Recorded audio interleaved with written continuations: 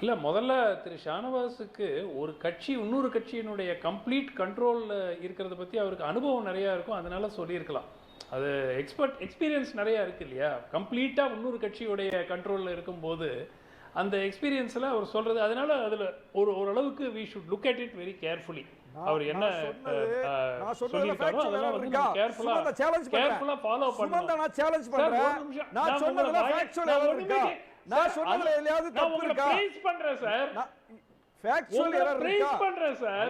நீங்க சொன்னது வந்து பத்தி நீங்க பேச வேண்டியது இருக்கு உங்களுக்கு, எக்ஸ்பீரியன்ஸ் பத்தி நான் சொல்லல. என்கிட்ட ஏடிஎம்கே உடைய பத்தி கேட்கப்பட்டது. ஏடிஎம்கே உடைய கடந்த கால வரலாறு நான் ஃபேக்சுவலா சொல்றேன், நான் அவதூறு சொல்லல. சுமன், மிஸ்டர் சுமன் நான் அவதூறு சொல்லல. சுமன், நான் அவதூறு சொல்லல. நான் காழ்ப்பு விதைக்கல, நான் வன்மத்தை பேசல, நான் வந்து இப்படி பொடி வச்சு பேசல. நான் சொன்னது ஃபேக்சுவலா இல்லையா? யார் பண்ணாங்க? சசிகலா அம்மா தான் முதலமைச்சர்னு ஏடிஎம்கே எம்எல்ஏக்கள் தேர்ந்தெடுத்தது நடந்துச்சா இல்லையா? நடக்கல. அவங்க தான் பொதுச் செயலாளர் ஏடிஎம்கே தேர்ந்தெடுத்த பிறகு அது நடந்துச்சா இல்லையா? நடக்கல. ஓபிஎஸ் தர்மயுத்தம் அதிமுக சொல்லி நடந்துச்சா? குருமூர்த்தி சொல்லி நடந்துச்சு. இப்படி டென்ஷன் ஆறீங்க? உங்கள மாதிரி ஆட்கள் சொல்லி நடந்துச்சுங்க. உங்கள மாதிரி ஆட்கள் சொல்லி நடந்துச்சு. அதனால உங்களுக்கு அனுபவம் இருக்கலாம், உங்களுக்கு அனுபவம் இருக்கலாம் கட்டாயமா. ஏன்னா உங்கள மாதிரி ஆட்கள் குருமூர்த்தில உங்கள மாதிரி ஆள் தானே. இல்ல நீங்க கருத்து இல்லாம குத்தலுக்கு போனதுனால அவர் திருப்பி குத்துறாரு.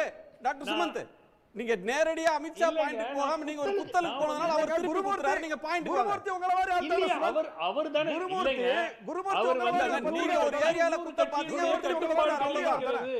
நான் உங்கள மாதிரி ஆளு சொன்னது பத்திரிகையாளரா சொல்றேன். ஒரு நிமிஷம் பத்திரிகையாளரா சொல்றேன். அதான் உங்கள மாதிரி ஆளு அதுவே குருமூர்த்தி ஒரு அரசியல் விமர்சகர். அப்ப குருமூர்த்தி சொன்னது நடந்துச்சுல, அத சொல்றேங்க, அத சொல்றேன். இத தாண்டி உங்களுக்கு ஒண்ணுமே அதான் அரசியல் விமர்சகர் இல்ல. அதனால தான் உங்கள மாதிரி ஆளுங்க. ஏங்க நான் அரசியல் விமர்சகர் சொல்றேன், உங்களுக்கு ஏன் கோவம் வருது?